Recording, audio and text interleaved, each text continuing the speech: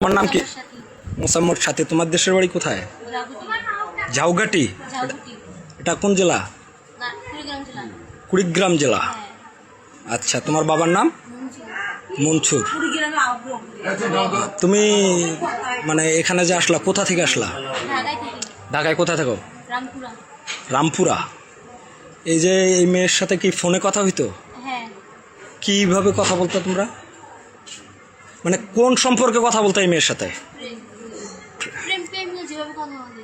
মানে প্রেমিক প্রেমিকা যেভাবে কথা বলে। এখানে ছেলেকে মেয়েকে? তুমি ছেলে তুমি মেয়ে, তুমি ওরা ভালোবাসো? মানে এটা বর্তমানে যে সমকামিতার দিকে যে ইয়েটা, সেটাই আমরা বুঝতে পারতেছি। একটা মেয়ে একটা মেয়েকে ভালোবাসা, এটা তো আমাদের সমাজ মুসলমানের ভিতরে মেনে নেবে না, নিবে? হ্যাঁ, তো তারপরে তুমি এই ভুলটা কেন করতে গেলা? পালাই যেতে? কোথায় নিয়ে যেতে? মায়াবী সব কিছু ঠিক করে রাখছে।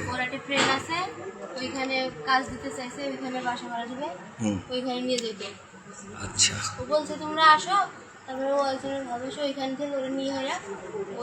তুমি কি ঢাকা থেকে সরাসরি এখানে আসছো?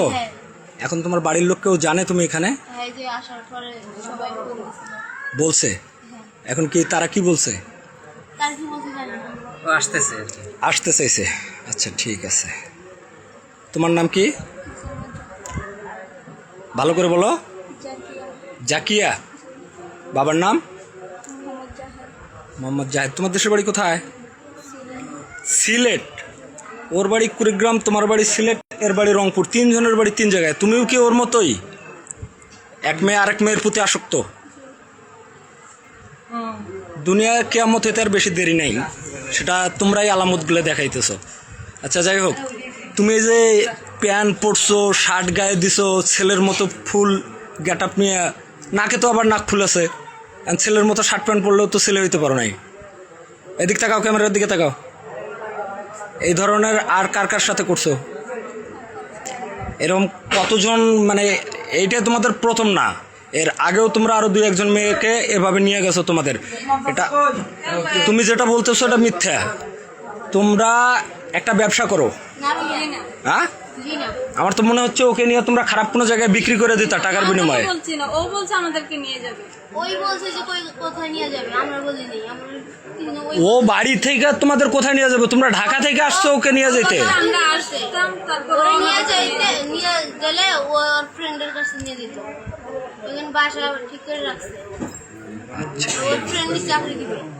তোমরা কয় ভাই বোন? 9 ভাই বোন।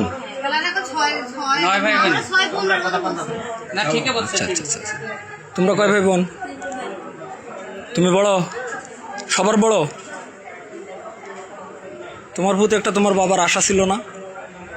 এই ধরনের কাজ করবা, কোনো বাবা মা এটা চায়, মাইনে নিবে?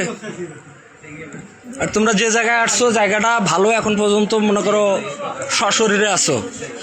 অন্য কোনো জায়গা হলে এতক্ষণ এই গ্রামে যতগুলো ছেলে ফেলে আছে তোমাদের তো মনে করো কোন সময় হারাই ফেলাই তো তার ঠিক ঠিকানা নাই। আচ্ছা, যাই হোক, যদি কোনো মিথ্যার আশ্রয় নিয়ে থাকো তাহলে সেটার জন্য পরবর্তী তোমাদের শাস্তি হবে, যদি কোনো এর ভিতরে মিথ্যা প্রমাণ হয়। আমি ওর সাথে, ওই মেয়ের সাথে, মায়াবীর সাথেও কথা বলবো। ওর ফ্রেন্ড কার কাছে কোথায় নিয়ে যেতে চাইছে সে তথ্যগুলো বের করব। যদি এখানে তোমাদের দোষ প্রমাণিত হয় তাহলে তোমাদের কিন্তু অবস্থা খারাপ হবে।